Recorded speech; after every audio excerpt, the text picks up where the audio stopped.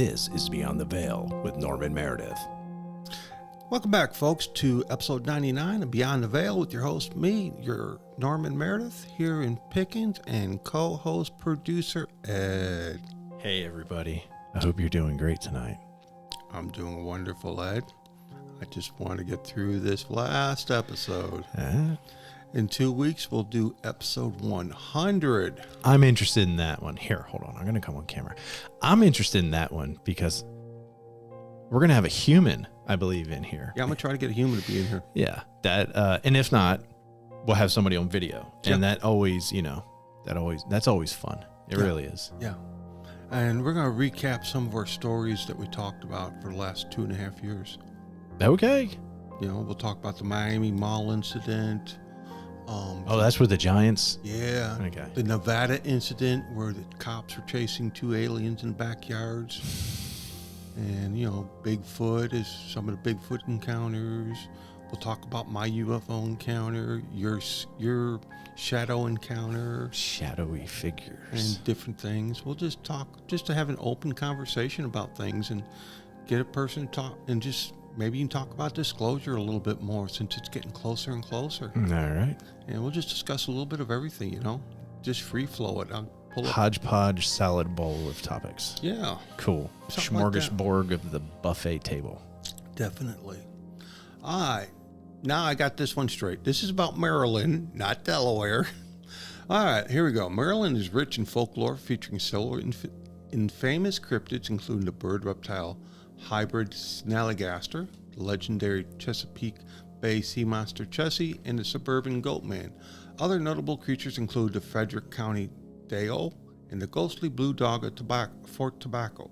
Now, this thing here, you know what it reminds me of is a chimera. A version of a chimera. You've heard of chimeras? Nope. I've heard the word, but I'm not sure what it is. Really? Mm-hmm. Chimera is a hybrid of various creatures melded into one. Oh, okay. All right. And the classic one has got the head of a lion, maybe a different body sometimes of a lion, or it could be a body of a bear, wings of a eagle, and a tail of a snake or a scorpion. Okay. And then claws of a raptor or something else instead of legs. Now, the Snallygaster originated in 18th century Frederick County. This is best described as a half-reptile, half-bird creature with sharp teeth, tentacles, and wings. Its name comes from the German word Schnellgeist, which means fast ghost.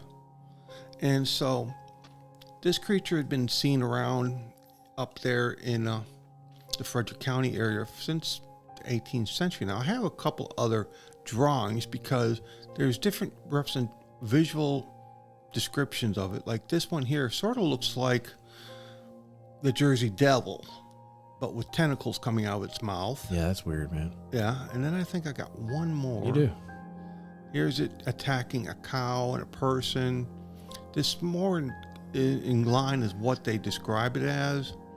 It sort of looks like a flying lizard almost. Yeah. It looks like it just has one eye right in the middle of its head. That wasn't mentioned, but I don't think I'd want to encounter something like that. No. Or is its head cocked to the side and you're just seeing its left eye? Right dead center if you look at it. All right. All right, the next creature is Chessie, a sea serpent reportedly inhabiting Chesapeake Bay, often described as a large snake-like creature. Sightings may be misidentified Atlantic sturgeon, dolphins, or manatees. Now, I don't think manatees would get up that far because of the cold, but being a snake-like creature, we have talked about the possibility of extra large sea snakes getting huge. Mm-hmm. And this is a possibility of what they're seeing is a mutated sea snake. And it could be the trade winds or the currents that bring it up from a warmer climate, or maybe they migrate to, birth or... Yeah. And there ain't too much. Everything that we're looking at is rendition or drawings of what people see.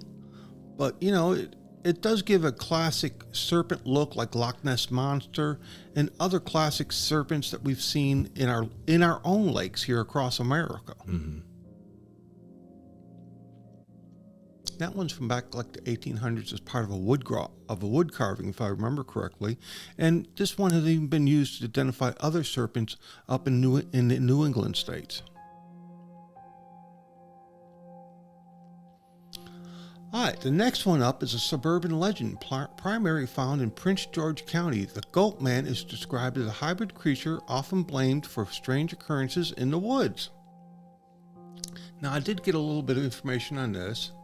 The Goat Man is a legendary humanoid creature frequently described as a 7-foot-tall, axe-wielding goat-human hybrid, commonly associated with urban legends in Maryland, Louisiana, and Texas. Often believed to dwell in the woods and attack lovers' lanes or pets, popular tales trace its origin to a mad scientist experiment at the Beltsville Agricultural Research Center. Now, I wouldn't put past research centers doing strange stuff. That's true. The appearance is described as a massive hairy entity with horns, goat-like hind legs, and hooves, often walking upright but capable of running on all fours. He looks like he took down a man right there. Yeah. The Maryland origin, primarily associated with Prince George County, particularly around Bowie and Beltsville in 1970. Some variations suggest it's a hermit or a mutated scientist. Interesting. There's one in Kentucky called the Pope Lick Monster. Other variations of this is the Texas Goat Man is famously linked to a haunted bridge near Denton known as Goat Man's Bridge. Theories on this, while often deemed a pure urban legend, some sightings have been attributed to misidentified injured deer or local wildmen. Now, I can go with the deer thing, maybe possibility of an injured deer, because some deer have sometimes been seen walking on their hind legs. Okay, popular stories in folklore. Tales tell of a creature wielding an axe attacking cars and killing pets. Now here's the wild theory, the scientist theory. Popular story claims a researcher at the Beltsville Agricultural Research Center was transformed into a hybrid creature during an experiment gone wrong, subsequently taking refuge in the woods. The hermit theory. Some accounts portray the Goat Man as a lonely hermit who walks along Fletchertown Road at night. Could be a possibility. We've seen worse. All right, the next up is the Deweyil, a Maryland counterpart to the werewolf or Bigfoot, often sighted in Frederick County. People can't make up their mind if it's that, one or the other, or a combination of both. I do have a little bit of information on it.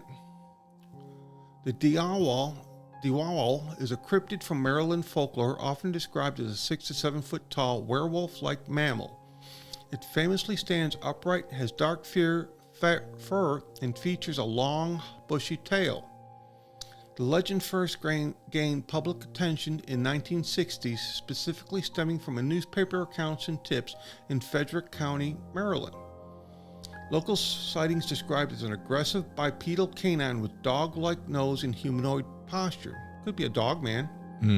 Folklore historians and wildlife officials suggest sightings may have been coyotes or foxes, exhibiting defensive behaviors like standing on their hind legs or having raised hackles. The Deweyil and the Snallygaster. In regional mythology, the Deweyil is often cited as a mortal enemy of the Snallygaster. Another famous flying cryptid from Maryland. Local legend tells of violent and vicious territorial face-offs between the two beasts across Midtown Valley. Okay. Let's see what we got next. The Sykesville Monster. It's a local hairy ape-like beast that caused a flap of sightings in the late 20th century involving reports from the local police. Now, I think this is a misidentified Bigfoot. Okay. And like I say, once again, due to the area, it's being called this by regional name.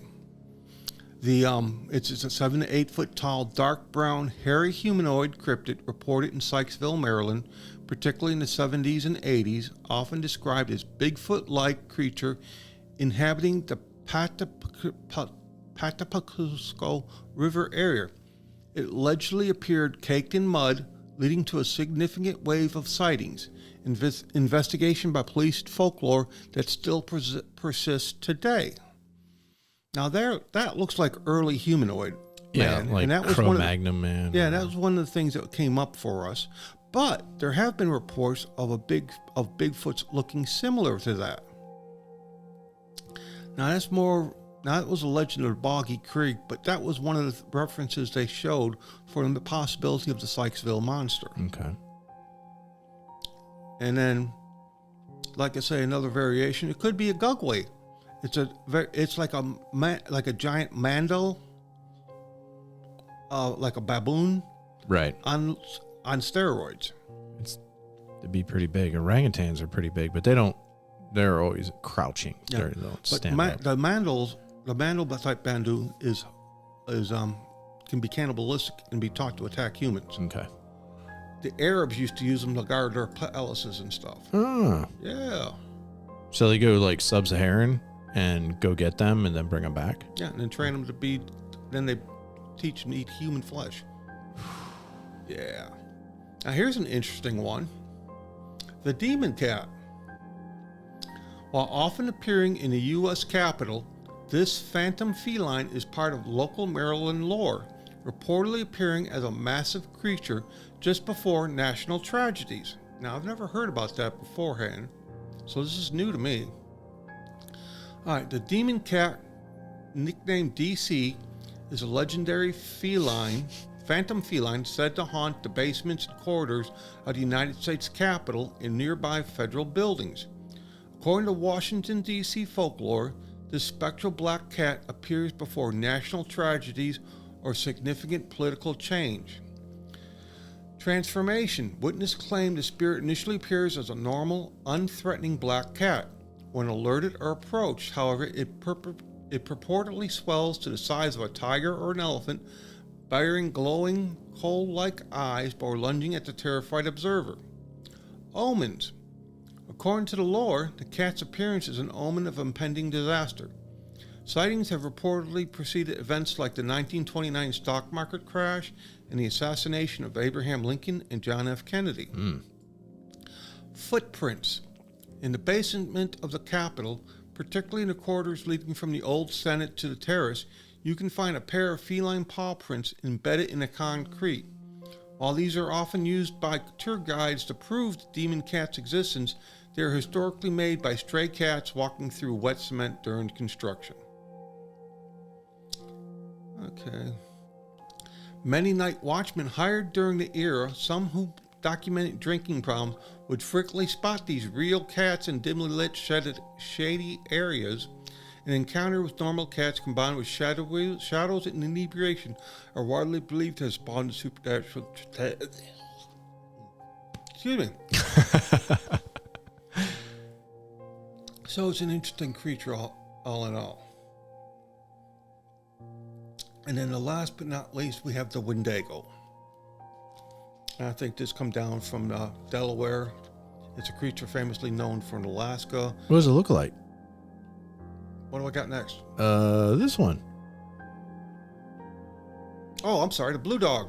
My bad, I skipped them. Yes, sir. The ghostly blue dog, a ghostly blue-furred dog that haunts Port Tobacco, said to be guarding its murdered master's treasure, and it's also supposed to be related to somehow to some restaurant down there known as the Blue Dog.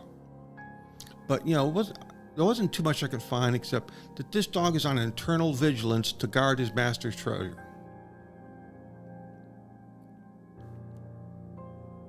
That's about all I got on him. Yeah, all right. So your next one that you've got up I skipped the is demon this cat. guy right here. Okay, that's the Wendigo. Part of local long-held tradition, these creatures are sometimes described as having antlers and claws. Now, the information I have, let me get down there,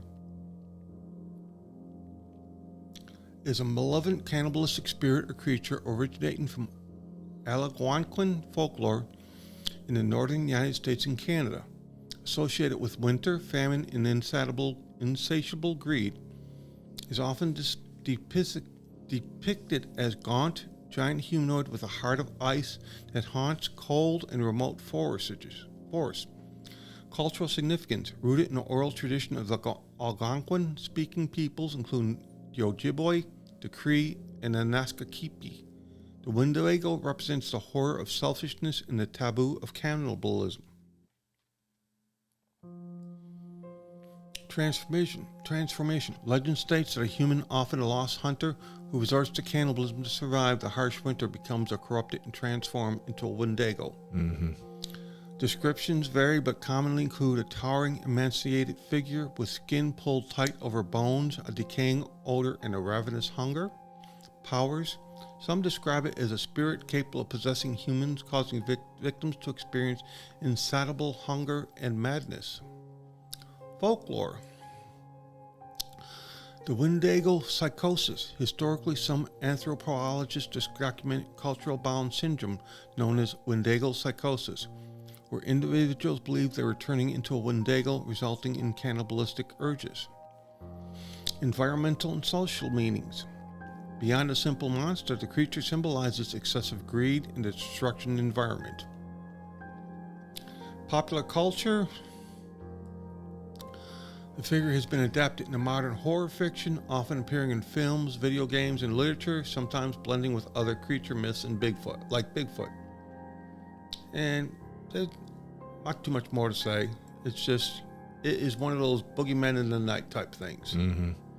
But it is very popular up around Alaska and northern Canada with the native populations up there as being the monster in the dark. So what you think about that, Ed? Definitely doable. Some of these resemble, other things. And, there are some dogs that are blue.